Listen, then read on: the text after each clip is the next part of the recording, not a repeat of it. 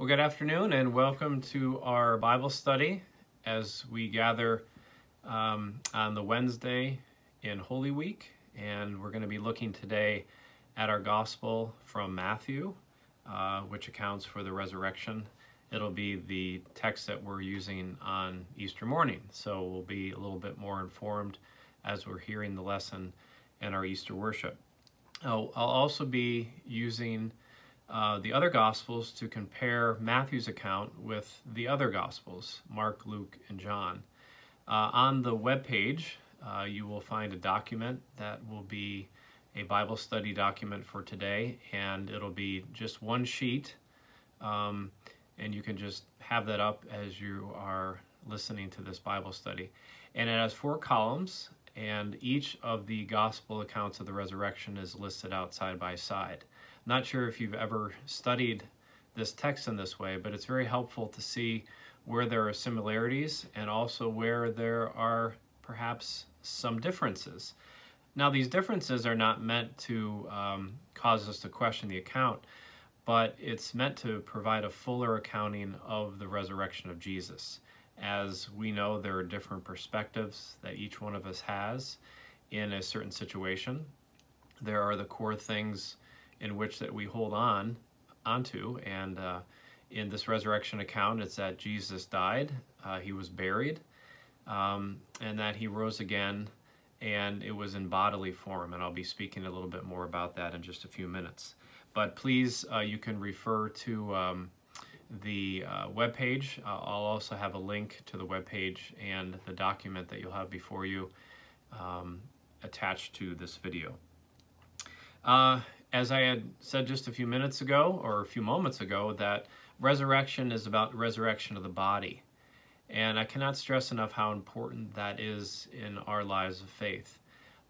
Jesus was not just raised in spirit, didn't return back, but he returns back in body. And, you know, there's accounts after the resurrection, again, of him eating and people touching him.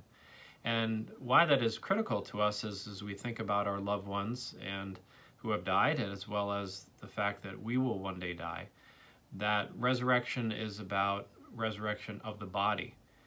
It is a transformation and a renewal of all things physical into the realm of God. And so I really want to stress that and the importance, again, of our incarnational ministry. How we have really grieved the loss of our physical connections to one another. And as a result of this whole virus moment of our lives, we will, as I've shared in other videos, be very appreciative when the day that we can see one another face to face. I did want to raise 2 people that I've been thinking about that have died recently, not as a result of the virus, but as a result of old age. Alice Engel died several weeks ago, and we had a very small funeral service for here at the church. And then just this morning I was told Sylvia Johnson has died this morning. So I hold Alice and Sylvia, trust them into God's loving arms and loving care. 2 beautiful and faithful servants. And that again just focuses the importance of what it is that we believe, that although death may separate us for a period of time, death does not have the final say. Please also be attentive to our Monday, Thursday, Good Friday, and Easter Sunday schedule. As I have posted in other places, the Monday, Thursday, and Good Friday services will be posted at 12 o'clock each of the respective days, and our Easter Sunday worship service will be posted at 6 o'clock on Easter morning. So let's dig into our study of Matthew's Gospel 28, 1 through 10. On your handout sheet that should be in front of you, you'll notice again there are 4 columns with the Matthew account on the first left-hand column, followed by Mark, by Luke, and by John. I had to really shrink up John's gospel account because it's much larger, and just to see them in terms of the comparative size may be helpful. You may not have realized how much longer John's account is. but for the past several Sundays, excluding Palm Sunday, you might remember the very long Gospels from John. So John, I guess, could be a bit windy at times. So if you remember nothing else about this Bible study, John seems to be providing the most in terms of length. So as we look at Matthew's Gospel, you will also notice that there are some words that are bolded in each of the 4 columns. And the reason for the bolding is that those are similarities. Those are things that happened in each of the 4 Gospels. So we know that the resurrection, according to all 4 Gospel writers, happened on the first day of the week. And the first day of the week would be Sunday. And Mary Magdalene was the primary character, a witness of the resurrection in all 4 Gospels. Again, you may not have known that, but only by looking at them comparatively are we able to kind of develop some deeper thoughts and a deeper understanding of this resurrection text. So I wanted to provide some notes as written by Brian Stoffergen, and then I've added a couple of notes, but following some of the structure that he's had in studying Matthew's Gospel. There are 2 biblical themes that are related to the resurrection. First, finding the empty tomb, and second, the appearances of the risen Christ. So you may be saying, well, duh, I knew that, but you might not have really thought about that before. So 2 biblical themes, empty tomb and then appearances of Christ. The biblical accounts of the empty tomb are fairly similar. Women, names and number of the women may differ, come to the tomb on early Sunday morning. The stone is rolled away and the tomb is empty. The Synoptic Gospels, which are Matthew, Mark, and Luke, also have a messenger or 2 to speak directly with those women. And yet there is also diversity in the accounts of the appearances of the risen Christ, as you're able to see right before you. It is difficult for us to harmonize the 4 of them. But perhaps I think there is a message in that our contemporary experiences of the risen Christ will differ. There are those who visibly see a white light and others don't. There are those who experience Christ in this radical, transforming, born-again event in their lives. There are those for whom Christ has been such a reality throughout their lives that they can't think of a moment when Christ wasn't present for them, or when there was a great turning point in their lives. So how the risen Christ comes to people will differ. And our stories about the risen Christ's presence in our lives will differ as well. So a couple other themes that, as we look at the context of these 10 verses, there are 2 distinct parts. Again, you may not have thought about this, but this is the great part about a Bible study. And just a shameless plug, when we get back into our normal routines, I really want to encourage those of you who are watching this that may not have had the opportunity to be at our worship services physically or our Bible studies, to really be attentive of how meaningful this has been for all of us, and to make every attempt once we're back to continue these practices of faith and to join together within this beautiful and wonderful church community. So, pull out of the shameless plug there. Verses 1 through 7, the 2 Marys discover the empty tomb. And then verses 8 through 10, Jesus appears to the 2 Marys. Now, one of the things that I remember distinctly in my seminary years was the importance of women in the biblical accounts. I always knew the importance of women before seminary, but the importance of women within the biblical accounts. And these notes, I think, are important to certainly reemphasize that. Throughout Matthew's Passion, women have proven to be the model disciples. There is the unnamed woman who anoints Jesus for his burial in Matthew 26, 6 through 13. The men argue about the waste of the expensive ointment. Leave it to men to complain. Jesus commends her for her good work for him. After all the men have run away, and Peter, who had followed, but then he denies knowing Jesus. It is the women who remained throughout that crucifixion. And that you can see that in Matthew 27, verses 55 through 56. We are told that they had provided for Jesus, which could also be translated or served or ministered to. This very same word used of the angels serving Jesus after he was tempted, back in Matthew 4:11.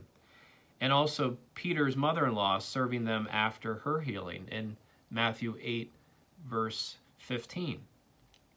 Jesus had said, whoever wants to be great among you must be your servant, and the greatest among you will be your servant. It is only angels and women who actually serve Jesus in Matthew. Isn't that wonderful? It is only the angels and the women in Matthew's gospel who are serving him. Seemingly out of nowhere, these women appear, and they had been with Jesus since Galilee. They had been invisible up until this point. Perhaps they illustrate the truth that the last will be first. And that last shall be first comes from Matthew 19:30 and also Matthew 20, verse 16. In the first century, women were not allowed to testify in court. They were not considered to be witnesses or reliable witnesses. Most of Jesus's Jewish followers and also contemporaries held little esteem for the proclamation of women. And this reflects a broader, limited trust of women's speech and proclamation also enshrined in Roman law. By contrast, the guards report that the disciples had stolen the body. Remember, that comes from Matthew 28, verses 11 through 15. And they might actually command greater respect. But a little later, we also note that in view of the prejudice against women's testimony in antiquity, no one would have invented the testimony of women attested for in all four Gospels. Indeed, Paul even will let this out. And that was one of the really striking things to me. Faith is meaning that we believe in something without necessarily the proofs that we would have perhaps in the scientific world, right? But faith doesn't have to be a completely blind faith. I mean, faith can have components of experience and reason and, some proof. And one of the things that really stuck with me in my study of this during the seminary years, as I've been alluding to, is that if I were Matthew, Mark, Luke, or John, and I wanted to make this story believable, I would certainly not have women as the ones who were the primary witnesses at the tomb. I would have had a synagogue leader, or one of the primary Pharisees, or just somebody, some male, right, in a position of great authority. That person would have been the witness. But all four gospel writers choose Mary Magdalene and the other women.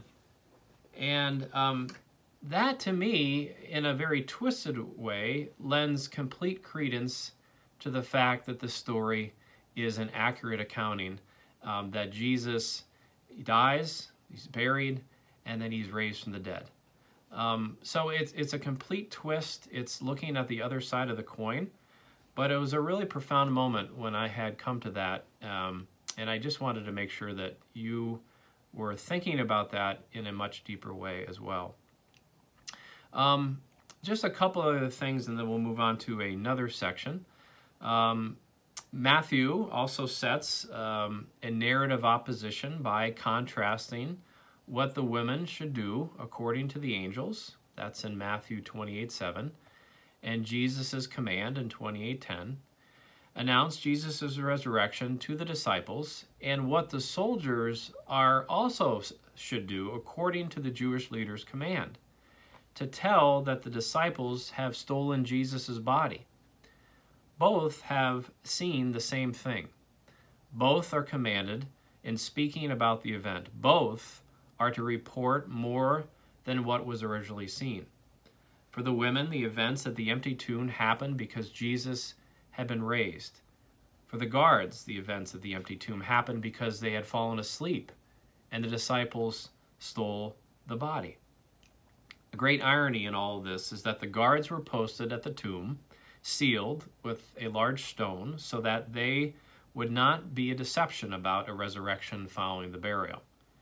But now it is clear that it is the chief priest who have supervised and come up with this great also deception. So they want to make sure these leaders that they're not duped, right? So they have the guards there. But now when they don't get their way, they are now devising a way to deceive others as well. So there's just great irony, great hypocrisy, and that is replete throughout the Gospels. Now the next part that I wanted to jump to is about the appearance of Jesus, and this is in the second half of our Gospel, verses 8 through 10. It is when the women respond to the angel's command that they go and quickly tell, in verse 7, that they leave quickly, running to tell the disciples, in verse 8, that the risen Jesus appears to them. Now, there's a little question here that I ask us to consider. And the question is, does stopping to talk with Jesus mean that the women had been sidetracked from obeying the angel's command? Part of Matthew's purpose in this account is showing the reality of the physical resurrection as the women grab his feet and the proper response of worshiping the risen Lord. And again, that comes back to the very beginning of this. Easy to miss that part in this gospel lesson, but they grab his feet. And if he was merely a spirit or, some type of ghost or whatever, wouldn't be able to probably hang on to anything, right? But it's very purposeful that Matthew writes that in, grabs his feet. The scene is an illustration of Jesus' comment, just as you did it for the least of these who are members of my family, you did it for me. Jesus is encountered in the doing of ministry. They, the women, are already en route on their mission when they are joined by the risen Christ. So a paradigm of Matthew's understanding of the reassuring presence of the risen Christ is in the missionary activity that is found within the church. Now let me step back to that. That is a really critical part, and one of the things that I ask all of us who are participating in this Bible study will continue and also consider, that the women encountered Jesus when they're following what it is they were told to do. Now, I'm not saying that Jesus would not have encountered them if they were just sitting around somewhere, right? I can't speak to that. But what I can speak to is how he appears to them when they are doing their mission, their ministry. And again, one of the encouraging things and one of the challenges, one of my role as pastor is to equip, to teach, so that we can do our ministry with one another in the places that God calls us to be. One of the things that I confess in the Sunday liturgy, and perhaps you do as well, is not just the things that I have done wrong, but more often it's the things that I have failed in doing.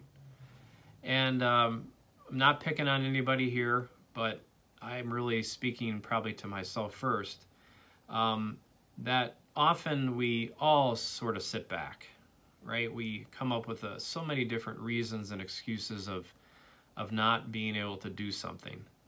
Some of those are valid. Sometimes we have things, but I would think that we can kind of analyze ourselves and say, there's been a lot of opportunities I've had to do ministry, and I've waited for somebody else to do it. But maybe from a purely selfish way,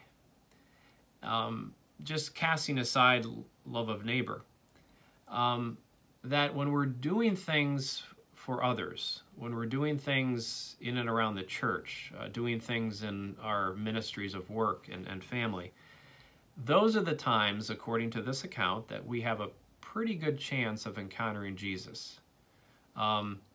And not just encountering, again, in that spirit, that warm feeling, that sense of accomplishment, but seeing Jesus in the other. I'm sure many of you who have served in places that you felt very uncomfortable going into, serving people who had very little resources, who looked different, sounded different, smelled different, and you didn't want to go. I mean, you just didn't want to go. You came up with all the reasons, but you did. And when you get home, somebody asks how it was, and you say, you know, I'm really glad that I went, because I felt as if I encountered something holy there in a very, at first, unholy place. So this appearance of Jesus, again, how this gospel is not just about the Marys, and oh, that's a nice story and that happened to them, but how Jesus, the living Lord, continues to encounter us on the roads that we are traveling.